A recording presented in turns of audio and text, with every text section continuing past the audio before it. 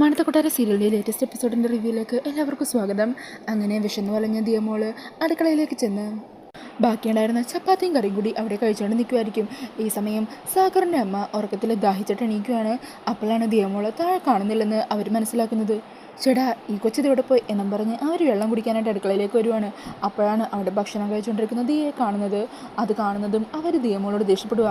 എടി, നാണമില്ലടി നിനക്ക് രാത്രി ഇങ്ങനെ ഭക്ഷണം കട്ടുവയ്ക്കാൻ? ഈ ചെറുപ്രായത്തിൽ മോഷണം പഠിച്ചു വെച്ചിരിക്കുകയല്ലേ? അന്നേരം ദിയമോള് പറയണേ, ഞാനതിന് മോഷ്ടിച്ചൊന്നും അല്ലല്ലോ, ഇതൊക്കെ എൻ്റെ അച്ഛൻ്റെ വകയല്ലേ, അതിൽ എനിക്ക് അവകാശമില്ലേ? അന്നേരം അവർ ദിയമോളെ അങ്ങ് പിണങ്ങുക. ഓ, നീ ഇപ്പം തന്നെ കണക്ക് പറയാനൊക്കെ തുടങ്ങിയല്ലേ? ഇത്ര അല്ലേടേ ഉള്ളൂ നീ? നിനക്കിനി ഈ വീട്ടിൽ നിന്ന് പച്ചവെള്ളം പോലും ഇല്ല. എന്നാലേ നീ മര്യാദ പഠിക്കൂ, മര്യാദക്ക് വാടി എന്ന് പറഞ്ഞ് ദിയമോളെ അവിടെ നിന്ന് വല ചേച്ച് കൂട്ടിക്കൊണ്ട് പോകുകയാണ്. പിന്നീട് കാണിക്കുന്നത് റൂമിലിരുന്ന് പഠിച്ചുകൊണ്ടിരിക്കുന്ന വർഷേനെ ആയിരിക്കും. ഈ സമയം വർഷ ബുക്ക് തുറന്നു വെച്ച് ഓരോന്നൊക്കെ ആലോചിച്ചിരിക്കുമായിരിക്കും. അന്നേരം റൂമിലേക്ക് വരുന്ന വന്നിട്ട് ചോദിക്കണേ, എന്തു പറ്റി, നീ എന്താകെ വല്ലാണ്ടിരിക്കുന്നത്? എന്താ, നിനക്ക് ആരുടെങ്കിലും പ്രണയം മറ്റോ ഉണ്ടോ? അയാളെക്കുറിച്ച് ചിന്തിച്ചിരിക്കുകയാണോ? ഏയ്, അങ്ങനെയൊന്നുമില്ല. ചേച്ചി എന്ന് അങ്ങനെ ചോദിച്ചത്? അല്ല, നിനക്ക് കോളേജിൽ കുറേ ഫ്രണ്ട്സൊക്കെ ഉണ്ടല്ലോ. നമ്മുടെ ഇവിടെ കല്യാണത്തിന് അവരെല്ലാവരും എത്ര ആത്മാർത്ഥതയോടെ ഓരോ കാര്യങ്ങളൊക്കെ ഓടി നടന്ന് ചെയ്തത്. പ്രത്യേകിച്ച് ശ്യാം. ആ ശ്യാമിന് എൻ്റെ സ്വന്തം ചേച്ചിയെ പോലെ തന്നെയായിരുന്നു. എന്തൊരു സ്നേഹം! സത്യം പറഞ്ഞാൽ ആ പയ്യനും നീയും തമ്മിൽ നല്ല മാച്ചുണ്ട്. നിങ്ങൾ തമ്മിൽ കല്യാണം കഴിച്ചാൽ നന്നായിരിക്കുന്നവരെ ഞാൻ ചിന്തിച്ചിട്ടുണ്ടായിരുന്നു. അന്നേരം വർഷ പറയണേ, ഏയ്, ശ്യാം എൻ്റെ നല്ല ബെസ്റ്റ് ഫ്രണ്ടാണ്. ഞങ്ങളെ സോഷ്യൽ സർവീസിനൊക്കെ പോകുമ്പോൾ ശ്യാം എൻ്റെ കൂടെ കട്ടക്ക് നിൽക്കും. പിന്നെ ശ്യാം എന്ന് പറയുന്നത് അവൻ്റെ നാട്ടിലെ വലിയൊരു കോടീശ്വരൻ്റെ മോനാ. അവൻ അനുയോജിച്ചിട്ടുള്ള പെണ്ണിനെ അവൻ്റെ അച്ഛൻ പണ്ടേ കണ്ടുവച്ചിട്ടുണ്ടാവും. അതുകൊണ്ട് ചേച്ചി അങ്ങനെയുള്ള കാര്യങ്ങൾ സ്വപ്നം പോലും കാണണ്ട. ഞാനിവിടെ അച്ഛനമ്മ വിവാഹകാര്യം പറഞ്ഞല്ലോ, അതിനെക്കുറിച്ച് ആലോചിക്കുമായിരുന്നു. എനിക്കിപ്പോഴൊന്നും വിവാഹം കഴിക്കണ്ട. എനിക്ക് നല്ലപോലെ പഠിക്കണം, പഠിച്ച് നല്ലൊരു ജോലി വാങ്ങണം, അച്ഛനെയും അമ്മേനെയും എനിക്ക് സഹായിക്കണം. അതൊക്കെ എൻ്റെ മനസ്സിൽ. അതിനുശേഷമേ വിവാഹം എൻ്റെ മനസ്സിലുണ്ടാകുള്ളൂ. ഈ സമയം വന്ദന പറയണേ, അച്ഛൻ്റെ അമ്മയുടെ പ്രാരാബ്ദം കാരണം എനിക്കധികം പഠിക്കാൻ പറ്റിയില്ല. അല്ലായിരുന്നെങ്കിൽ കുറച്ചുകൂടി നല്ല ജോലി കിട്ടിയാനേ. എന്നാണെങ്കിലും ആ അവസ്ഥ ഒരിക്കലും നിനക്ക് വരാൻ പാടില്ല. പിന്നീട് കാണിക്കുന്നത് വിക്രമിനെ കുറിച്ച് സംസാരിച്ചുകൊണ്ടിരിക്കുന്ന മാധവനെയും ചന്ദ്രികേനെയാണ്. മാധവന് വിക്രമിന് നല്ലപോലെ ബോധിച്ചമുട്ടുണ്ട്. അങ്ങനെ വിക്രം ഏറ്റവും നല്ലൊരു പയ്യനാണെന്നും നല്ല സ്വഭാവവും മറ്റുള്ളവരെ സഹായിക്കാനുള്ള നല്ല മനസ്സോട്ടെന്നൊക്കെ മാധവൻ പറയുന്നുണ്ട്. ഈ സമയം ചന്ദ്രിക ഒന്നും മിണ്ടുന്നില്ല. അന്നേരം മാധവൻ ചന്ദ്രികയുടെ അഭിപ്രായം ചോദിക്കുക. ആ സമയം ചന്ദ്രിക പറയണേ, മാധവേട്ടൻ പറഞ്ഞതൊക്കെ നേരാ, എന്നാലും വന്ദനയുടെ കാര്യം ഇതുപോലെ ആയിരുന്നല്ലോ. വന്ദനക്ക് പറ്റിയതുപോലെ വിവാഹത്തിൻ്റെ എന്തെങ്കിലും മുടക്കം ഇവളുടെ കാര്യത്തിലും പറ്റുമെന്ന് ഒരു പേടി. ചിലപ്പോൾ ഒരു അമ്മയുടെ പേടിയായിരിക്കും. അന്നേരം മാധവൻ പറഞ്ഞേ, അങ്ങനെയൊന്നും സംഭവിക്കില്ലെന്നേ.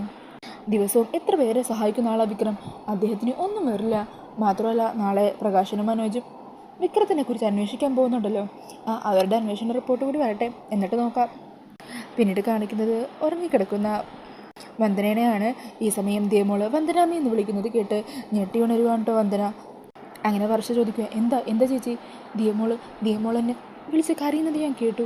അവൾക്ക് അവിടെ എന്തോ പ്രശ്നമുണ്ടെന്ന് തോന്നുന്നു. എനിക്കിപ്പോൾ തന്നെ എൻ്റെ ദിയമോളെ കാണണം. അന്നേരം വർഷ പറയണേ, എൻ്റെ ചേച്ചി ഇപ്പം എങ്ങനെ കാണാനാ? ഇനി അഥവാ അങ്ങോട്ടേക്ക് വിളിക്കാമെന്ന് വെച്ചാൽ സാഗറും രാഗിയൊക്കെ എങ്ങനെയാണ് പ്രതികരിക്കുമെന്ന് അറിയില്ല.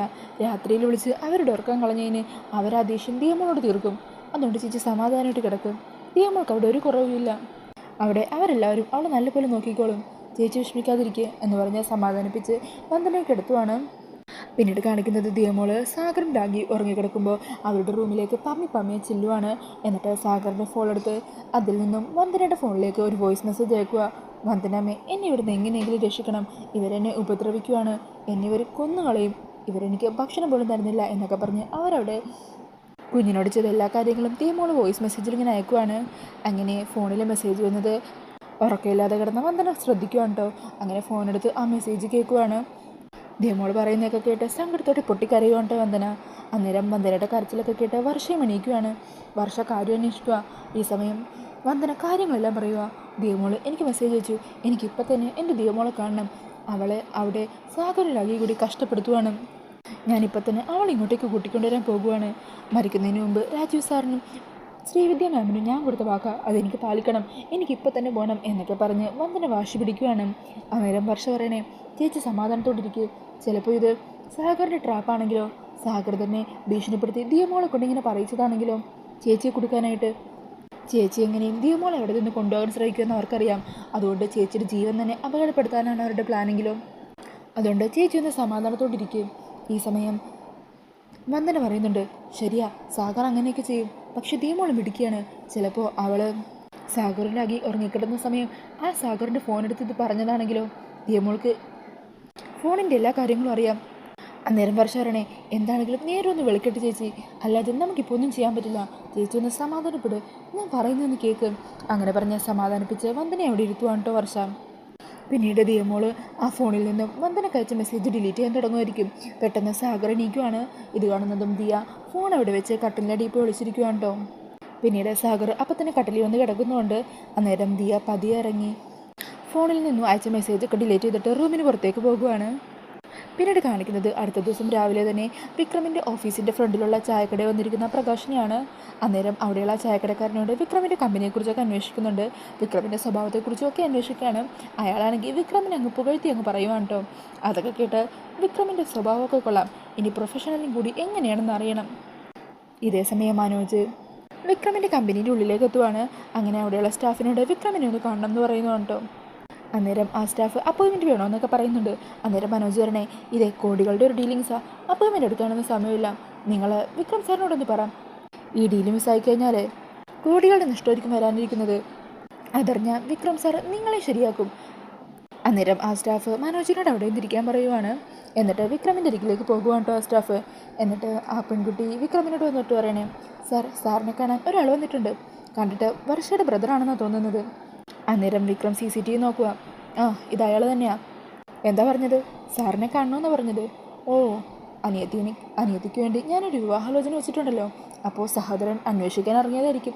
എന്താണെങ്കിലും ഞാൻ ഈ വരവ് പ്രതീക്ഷിച്ചതാണ്. അവനെ ഇങ്ങോട്ടേക്ക് പറഞ്ഞു വിട്ടേക്ക്. അങ്ങനെ ആ സ്റ്റാഫ് താഴേക്ക് ചെന്ന് മനോജിനോട് അങ്ങോട്ടേക്ക് ചെല്ലാൻ പറയുവാണ്. ഇതേ സമയം പുറത്ത് ചായ കുടിച്ചുകൊണ്ടിരിക്കുന്ന പ്രകാശിൻ്റെ അരിയിലേക്ക് വിക്രമിൻ്റെ കമ്പനിയിലെ 2 സ്റ്റാഫ് വരുന്നുണ്ട്. അവർ ആ ചായക്കടയിൽ വന്ന് ചായ കുടിക്കുവാണ് കേട്ടോ. ഈ സമയം അവരോടും കമ്പനീനെക്കുറിച്ചും അവരുടെ MD ആയിട്ടുള്ള വിക്രത്തെക്കുറിച്ചുള്ള അഭിപ്രായമൊക്കെ ചോദിക്കുവാണ്. ആ ഒരു നല്ല അഭിപ്രായമൊക്കെ തന്നെയാണ് കേട്ടോ പറയുന്നത്. ഇതേ സമയം മനോജ് അകത്തേക്ക് വരുവാണ്. മനോജിനെ കാണുന്നത് വിക്രം മനോജിനെ സൽക്കരിക്കുക. ആ, ഇരിക്കും മനോജ്. അല്ലേ, മനോജിനെ കുടിക്കാനായിട്ട് എന്തെങ്കിലും എടുത്തിട്ട് വാ. ആ, മനോജ് പറ, വിശേഷങ്ങളൊക്കെ എന്തൊക്കെയാണ്? ഈ സമയം മനോജ് ആ ഓഫീസൊക്കെ ചുറ്റും നോക്കി വിക്രമിനോട് നല്ല രീതിയിൽ സംസാരിക്കുകയൊക്കെ ചെയ്യുന്നുണ്ട്. അപ്പോൾ ഈ ഒരു സീനൊക്കെ കാണിച്ചുകൊണ്ടാണ് ഇന്നത്തെ എപ്പിസോഡ് തീരുന്നത്. അപ്പോൾ ഈ ഒരു റിവ്യൂ ഇഷ്ടമായാൽ മറക്കാതെ വീഡിയോ ഒന്ന് ലൈക്ക് ചെയ്യണേ. കൂടുതൽ റിവ്യൂസിനായിട്ട് ഈ ചാനലൊന്ന് സബ്സ്ക്രൈബ് ചെയ്ത് സപ്പോർട്ട് ചെയ്യണേ. താങ്ക്